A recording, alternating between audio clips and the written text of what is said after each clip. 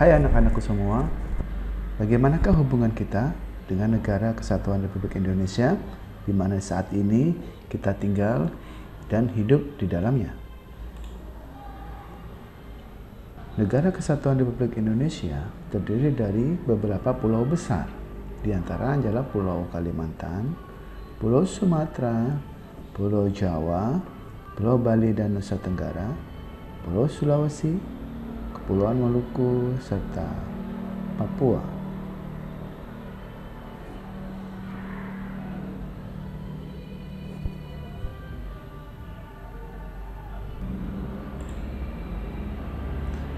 Kita masuk dalam demografis Indonesia.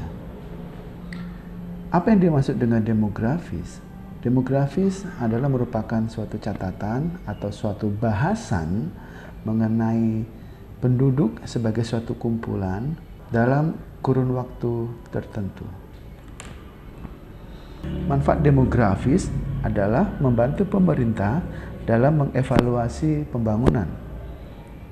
Kemudian membantu pemerintah dalam perencanaan pembangunan di berbagai bidang.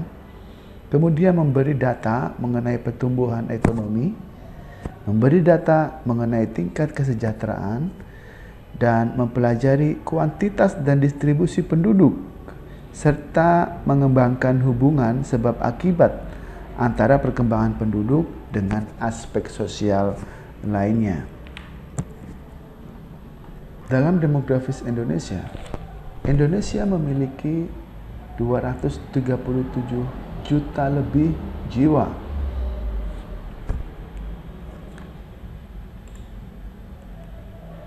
Kita bisa melihat tampilan demografis dari penduduk Indonesia berdasarkan gender dan umur, antara laki-laki dan perempuan, antara usia 0 sampai 95 tahun.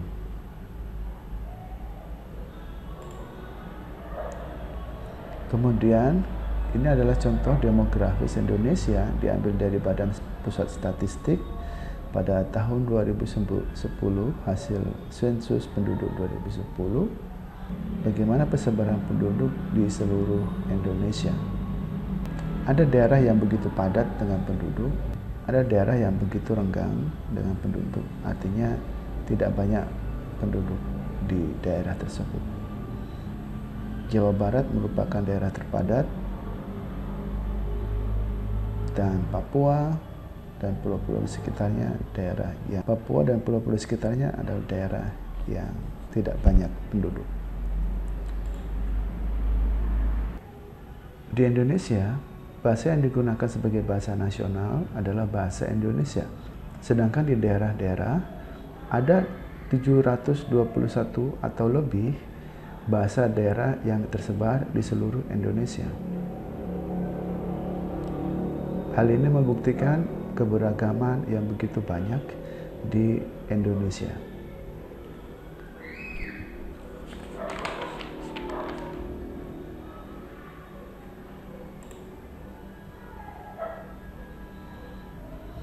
Dan kemudian ini adalah demografis penduduk berdasarkan persebaran agama yang dianut. Dari hal ini kita bisa melihat mengenai persebaran agama di berbagai daerah. Melalui data demografis mengenai persebaran agama di berbagai daerah, maka kita dapat bertingkah laku atau bertindak tanduk dengan menyesuaikan adat budaya daerah tersebut. Misalnya ketika kita berada di Aceh yang mayoritas muslim, maka kita harus menghormati adat budaya setempat, karena mungkin kita akan merasa bising setiap pagi mulai sholat subuh, atau pada saat bulan puasa, atau jika kita berada di Sulawesi Utara, maka suasana Natal terasa lebih panjang dan tiap hari akan ada nyanyian rohani dari gereja-gereja.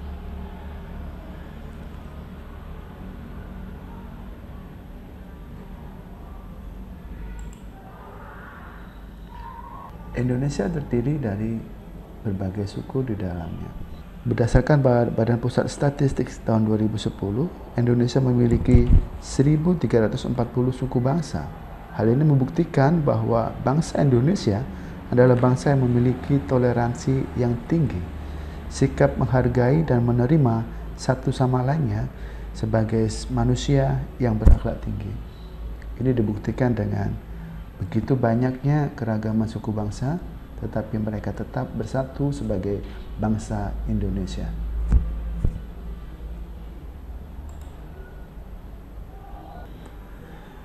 Indonesia terbagi 3 zona waktu karena Indonesia terbentang luas sehingga dibagi menjadi 3 zona waktu. Indonesia terbentang luas sepanjang 44 derajat, terletak pada bujur timur 95 derajat sampai 141. Maka dari itu Indonesia dibagi menjadi 3 zona waktu, yaitu waktu Indonesia Barat, waktu Indonesia Tengah, dan waktu Indonesia Timur.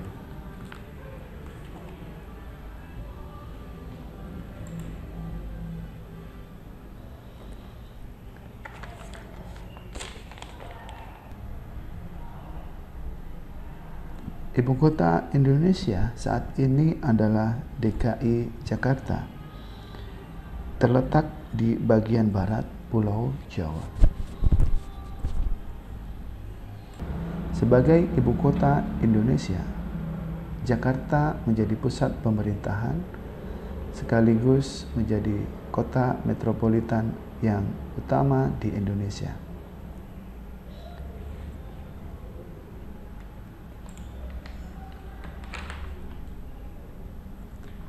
Bagaimana dengan kota Bitung, tempat kita tinggal saat ini? Bitung terletak di timur laut Tanah Minahasa, salah satu kota provinsi di Sulawesi Utara. Berpenduduk 219.004 jiwa, kota Bitung terkenal sebagai kota pelabuhan dan kota industri, di mana banyak industri dibangun di kota Bitung. Mari kita melihat cuplikan tentang kota Bitung.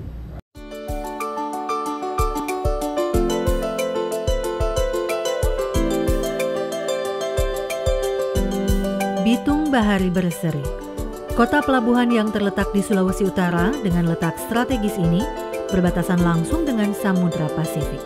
Kota yang dapat ditempuh dengan berkendara selama 1 jam dari kota Manado menjadikan Bitung sebagai pintu gerbang di wilayah utara Indonesia.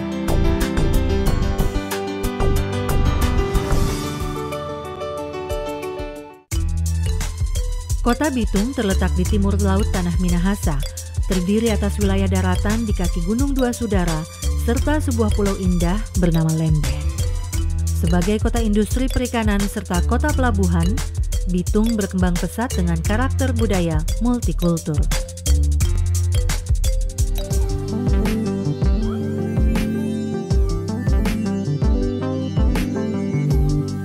Ditambah kekayaan alam yang indah, pesona bawah laut yang berbeda dengan wilayah lain, serta budaya dan kuliner lezat, tak salah menjadikan Bitung sebagai destinasi wisata lain di timur Indonesia. Inilah pesona kota Bitung, surga tersembunyi di Sulawesi Utara. Pesona bahari. Kota Bitung memiliki potensi bahari yang sangat luar biasa. Selat Lembe tersohor sebagai salah satu titik destinasi diving dunia. Makhluk mikro yang hanya ada di Lembe 300 jenis critters unik, mark diving terbaik di dunia, menjadikan Lembeh dikenal sebagai surga underwater makrofotografi. Terumbu karang yang mempesona, ekowisata mangrove, serta pantai-pantai yang memikat adalah magnet Bitung yang tidak boleh Anda lewatkan.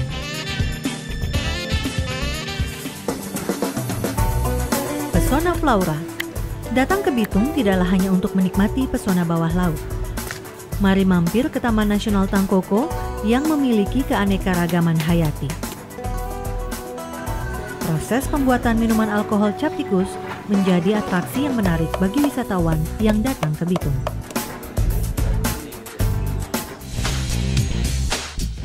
Pesona Fauna. Saat Anda melangkahkan kaki ke Taman Nasional Tangkoko, pesona fauna juga menambah daya pikat Bitung.